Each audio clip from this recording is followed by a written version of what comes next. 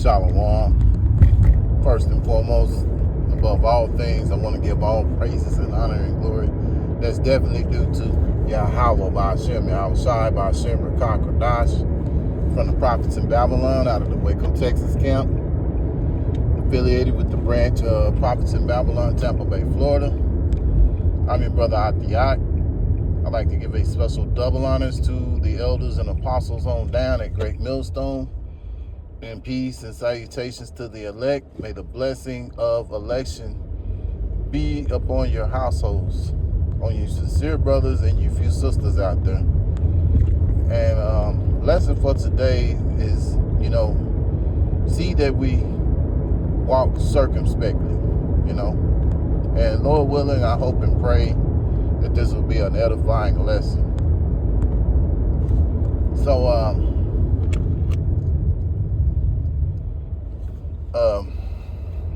Saturday, me and my beloved camp leader, we went up to Dallas,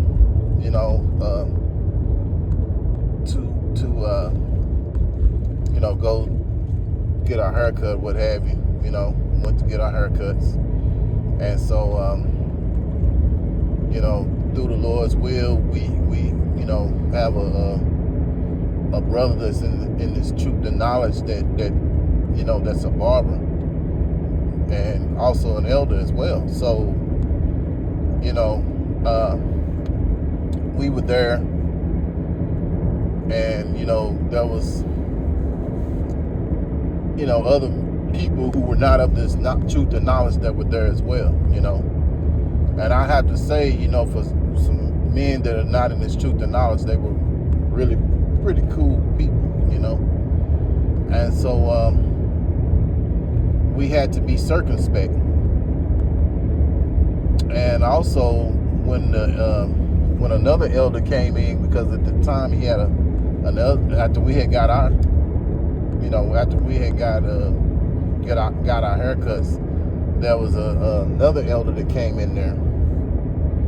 And traditionally when we see each other we salute, but through the Spirit, every brother knew, because there were others who were not in this thing of ours. We just, kind of like, just like Shalom, but we didn't give no salute or nothing like that, because, at the end of the day, like it goes back into the scriptures that we not cast thy pearls to swine, And again, like I say, the guys that were there were cool, but they weren't in this thing of ours, So, the brother didn't salute us.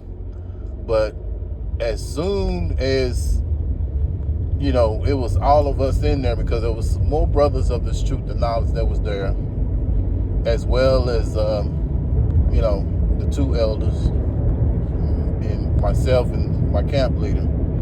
And so,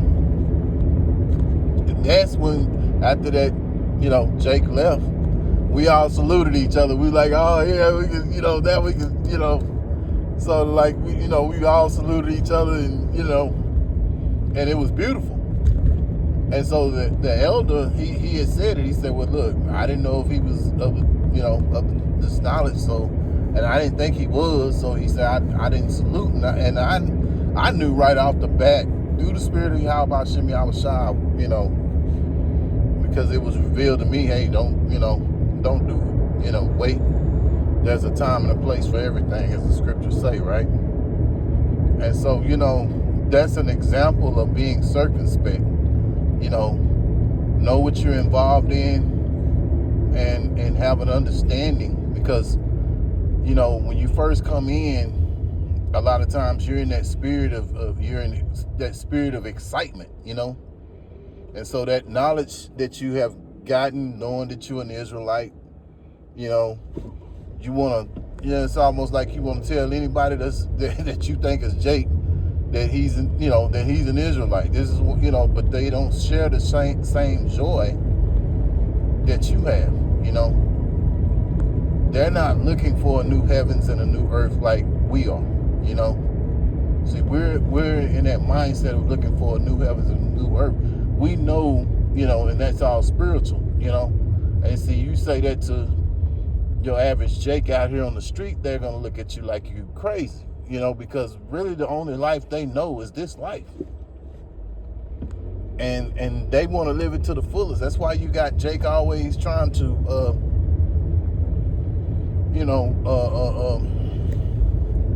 as he says, living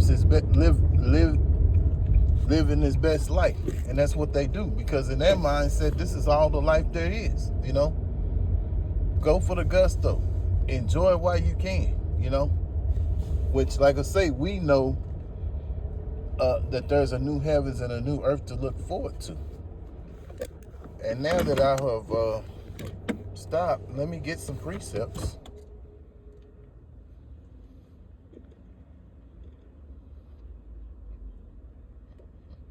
And like I say, the elder, he explained it, and it made sense, And like I say, we basically follow, being that those are the shepherds of the flock, we followed their lead. But I knew in the spirit, the spirit had revealed to me, the brother's not going to do it. Just do you can say shalom real low or whatever, and just, but don't do the salute, because they're not going to know.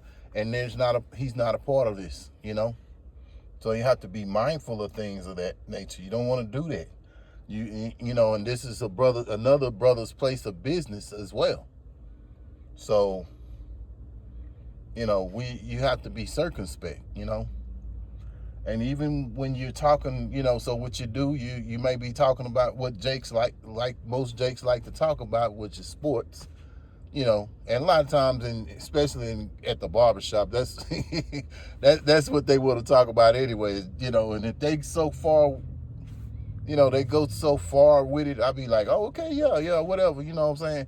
Because really, in our minds, we know what these sports are all controlled opposition, and it's all, we watch it, you know what I'm saying, to be entertained, but a lot of these Jakes out here, they take it very seriously, but we don't, because we know all these things are controlled by Satan, the devil himself, Second Peter chapter 3 and verse 13, nevertheless, we according to his promise, this is the promise that Yahweh Hashem Yahweh Shai have promised for us. Yahweh being the name of the Heavenly Father, which means he is or he exists. And then you have his son's name, which is Yahweh Shai, which people ignorantly call Jesus, but his name is Yahweh Shai. Yahweh Shai means he that delivers. Nevertheless, we, according to his promise, look for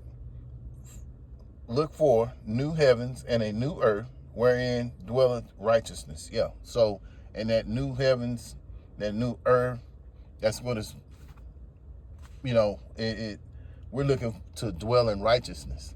This is a place that's full of wickedness. And, Esau and the 2/3 and the rest of these nations, they love this world. We don't. We want to get out of here.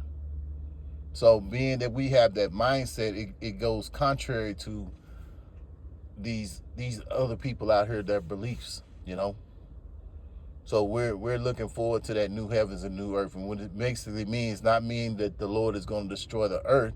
It means he's going to take the wicked out of power and put the righteous in power, which starts with Yahweh Shai as the king.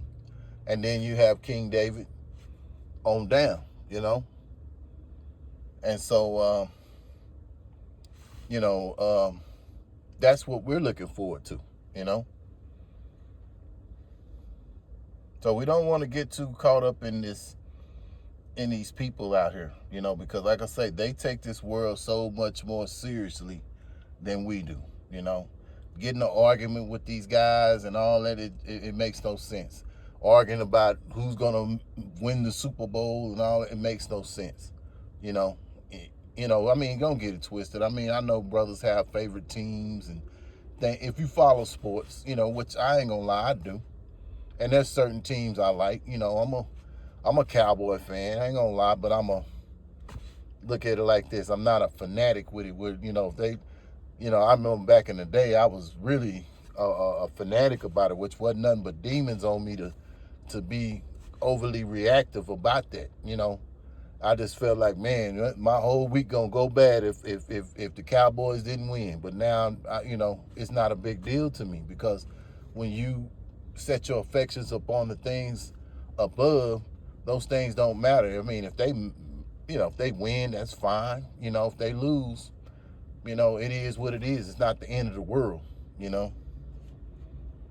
But you shouldn't take these things too seriously. That's the point I'm trying to make.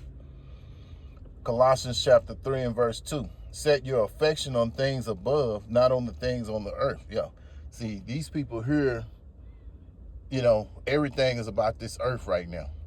With us, we're thinking about the things above, hoping that we're pleasing Yahweh Hashem Yahushai, hoping that the Lord Yahweh Hashem Yahushai will keep us in the spirit to keep going out and preaching and keep, doing what we need to do that's pleasing unto the Yahweh Hashem Yahushai, and that he not take his Holy Spirit away from us, that we keep, digging in deep. And as the scriptures say in Matthew chapter 24 and 13, he that endured to the end shall be saved. So we want to endure to the end to be saved.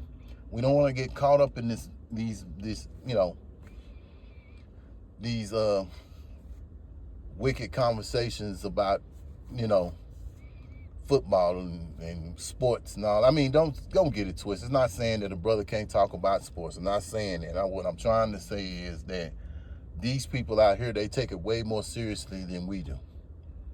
Yeah, we look at the games and, we have teams we root for, whatever, but it's not a big deal if they lose. If they lose, they lose,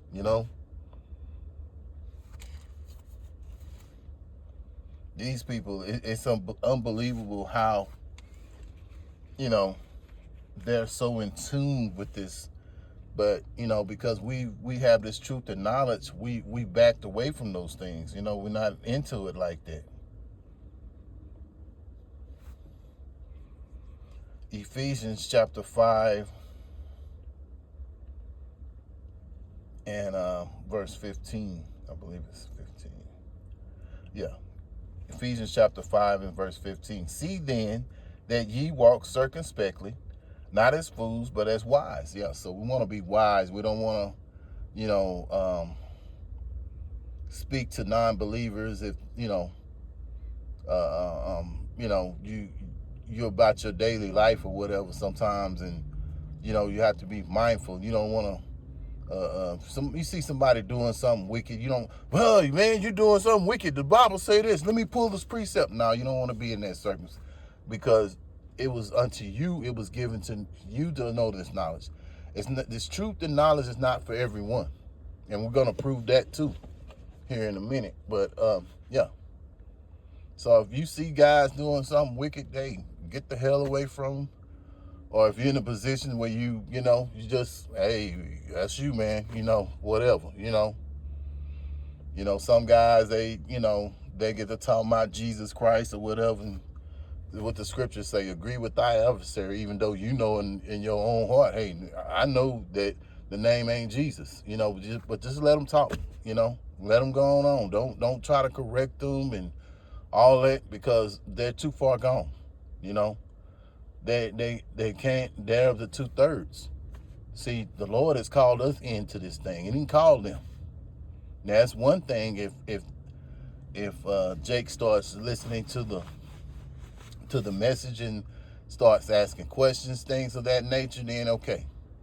But you don't want to just, come in and especially go into some other brother's place of employment or business and start trying to correct people about, their wicked mindset, because a lot of times, especially if you go into barbershops or what have you, got Jake in there talking about he done, had sex with another man's wife and things of that nature, and you don't want to correct them. You gotta, well, okay, man, you may ask a question like, damn, man, you really bold, you want to mess with that man's wife, don't you think there'll be some consequences by it? Maybe that you could probably say something like that. But other than that, man, leave it alone, man. you know, and in the first place, just let it go anyway, because at the end of the day, these people are too far gone. You can't reach them no way. So,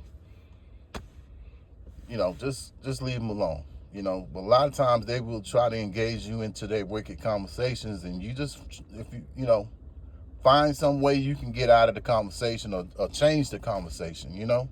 That'd probably be your best bet. Just change the conversation. Oh man, didn't you say such and such a thing? Didn't you say you got another car? Let me check that out. You know, just kind of throw them off, you know. Sometimes you got to do stuff like that, you know. And you know, Jake is, you know, sometimes you can get away with throwing Jake off. He's talking about something wicked and you just change the conversation to something else, you know. I've done that, you know, and just kind of throw a person off, and they were talking about something wicked, and then you turn them into talking about something else that's not wicked, you know. So that's one way of handling that. You know, yeah, man, you get tired of being around the filthy conversation of Jake, man. You know, and Jake loves to talk about, you know, knocking off some other man's woman, you know.